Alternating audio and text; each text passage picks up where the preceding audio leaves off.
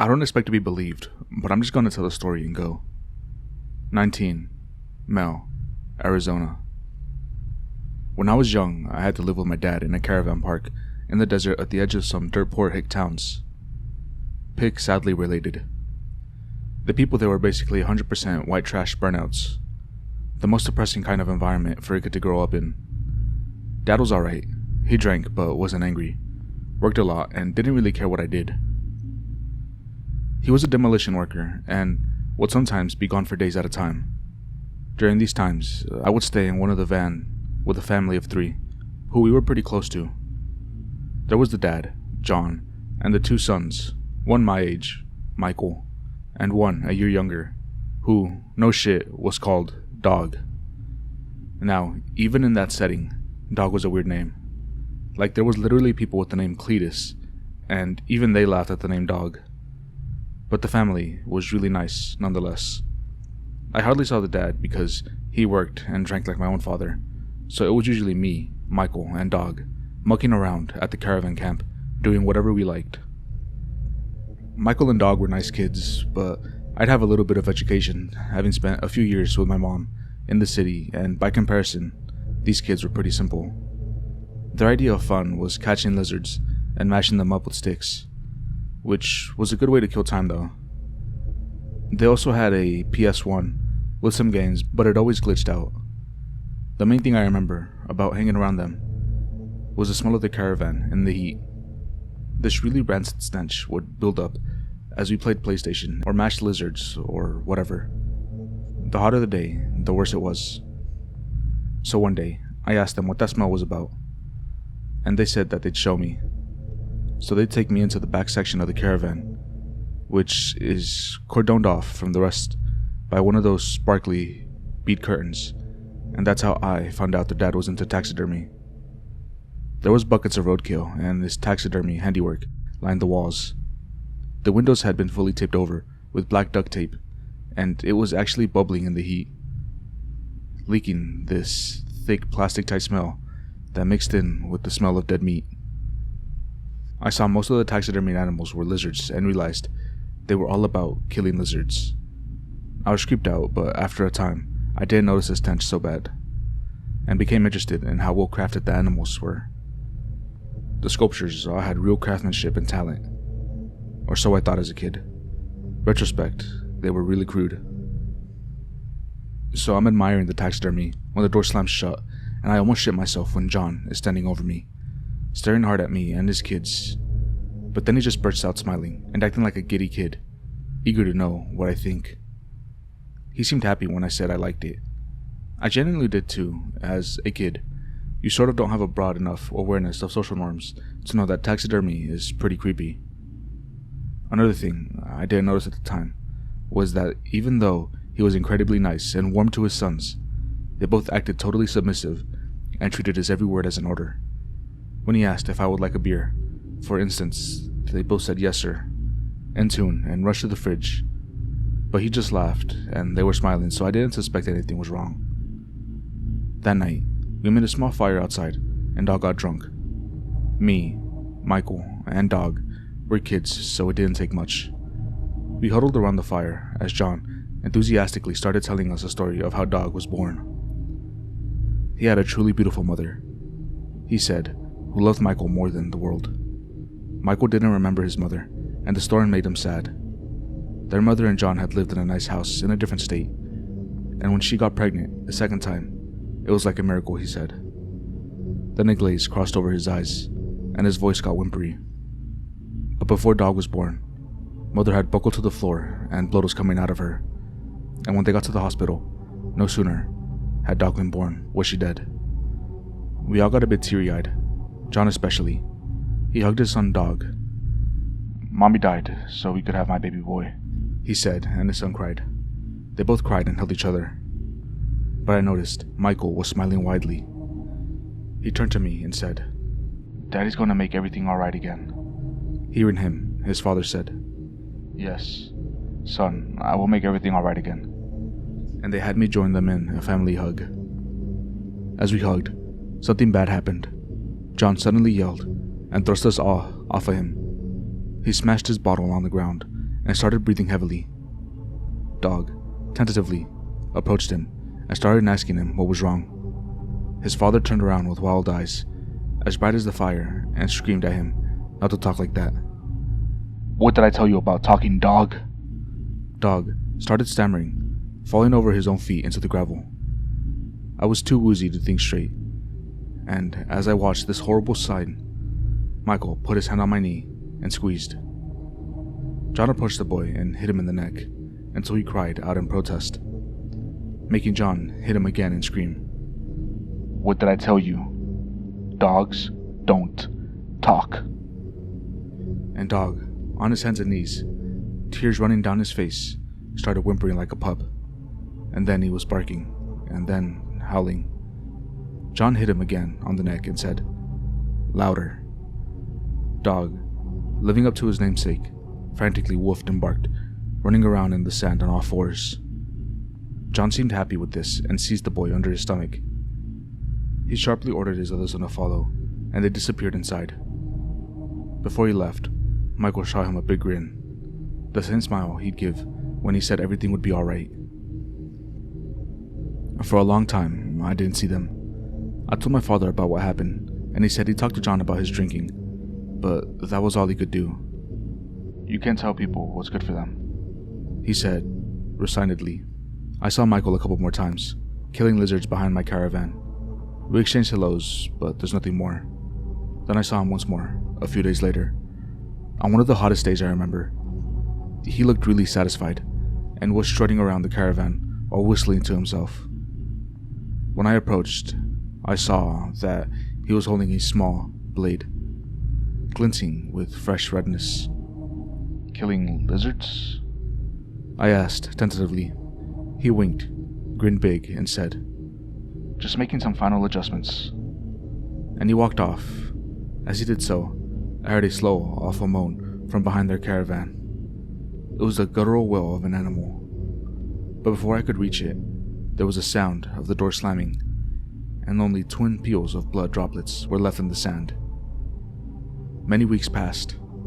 One day, I was home alone when there was a knock at the door. I opened it and saw John, standing and smiling. His appearance struck an instant unease in me, but he started apologizing for the night I had witnessed, and seemed very genuine. He talked about his drinking was out of hand, and he really shouldn't have gone off around me. He wanted me to know that things were finally getting better, and wanted me to come over and see them all. Half out of fear, half out of childish naivety, I followed him. "I really am sorry. He should know not to act that way," he kept saying, but things were finally getting back to normal. It's been a long road and a hard one, but things are finally coming full circle. I noted that now all the windows had been blacked out. He opened the door and shut it behind me. Inside, it smelled worse than ever. I almost gagged at the fecal stench, the burnt plastic and minced meat, and it was hard to see too. The whole place was dimmed out. Through the taped-up windows, a cloud of foul-smelling steam hung in the air. I looked down and saw Michael, casually sprawled out on a mattress playing PlayStation, as if unaware of the changes. He was excited to see me. "Hey man, things have gone so much better. It's been a long road and a hard one, but it's finally getting back to the way things were." He was grinning like he could hardly contain himself. Him and his father kept exchanging sneaky smiles. I noticed he was wearing a shirt and pants many sizes too big for him. "Who's up for beer?" he announced. His dad jokingly responded, "Yes sir, man of the house," and bent down to get some cans out. Michael shot me a look like we were both in on a big joke. I tried to ignore the noises coming from behind the bead curtain, but he sensed it on me and said, "Wait till you see it. Our brand new dog." Michael passed through the curtains in a few steps. I felt John press a cold beer into my hand and his palm against my back, pushing me through the beads and into the taxidermy room. The smell was all-pervading. Bowls of meat lay around the floor, and some visibly glistening with maggots. The buzzing of flies, half melted into the windows, filled the place. And in the corner of the room, overlooked by stuffed heads of animals, was a kennel. The rest was like a fever dream.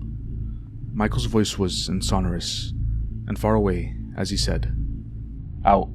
Dog, out." John stood in the corner, pride swelling in his face, and then it was shuffling out of its kennel, one paw after the next. The brand new dog. It was John's best work by far. The unsteady, wobbling walk was achieved through 2 cuts at the wrists and ankles. Very small. I remembered the blade and the droplets in the sand. His hands and feet dragged pathetically behind him as he lurched forward. A diagram of wires covered his body, performing functions I could only guess at. The back was bent into the curved shape of a dog, and the head jutted forward from the neck, enmeshed in chicken wire, and the wounds, but the face was a masterpiece.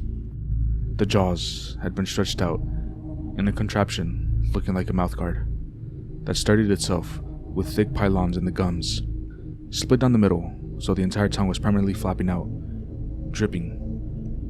The nose had been out. It seemed flattened into shape, and the open nasal cavities were thickly coated with wetness. The ears, straight back towards the shoulders with chicken wire, were now long and pointed, stretching the whole head into a brand new shape. The only thing that remained untouched were Dog's terrified eyes, from which I saw were bleeding streams of tears. "Good boy," Michael was saying, kneeling to Dog's level. "That's a good dog." Then he struck it on the back so that it buckled over. "Stop that," he ordered. "Dogs don't cry." Well trained, Dog let out a series of woeful howls. Michael, pleased, pushed a bowl towards him, and Dog, eyes unblinking, eagerly dipped his face straight into it, and it lapped it up. Michael and John stood side by side, the father with his hand on his son's shoulder. "You did great, son," John said. "Everything's almost right again. Everything will be back to normal now." Michael nodded. "Now, son, it's time to put down the dog." John gingerly helped his son grip the rifle steady, helping his fingers around the grip of the trigger. I couldn't move. Not even a foot away from me, Dog was lapping up slop. He extended his snout, dripping with rotten meat. I could feel the heat off his body.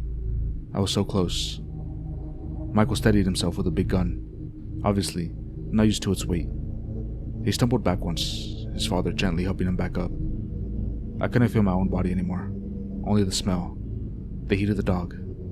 That's it, John was saying, helping his son to aim. "Dog," Michael clicked. "Come here, boy." With horrible slowness, Dog turned on his spittled legs towards his brother. As Michael crooned, Good boy," the most awful sound emanated from somewhere inside the dog's throat. The gurgle sound of attempts at human speech in between half-formed barks and whimpers.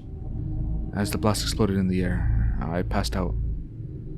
When I came to, the gunpowder smell was still heavy in the air. I groggily took in the scene, a lumpen mess on the floor that have once been Dog. John beaming at it, and Michael looking for once strangely serious, as if something had occurred to him, just too late. As I slowly began twitching my fingers, urging any sort of movement out of my deadened body, John placed a hand on his son's shoulder and said, "It's finally over, son. It's back to the way things were."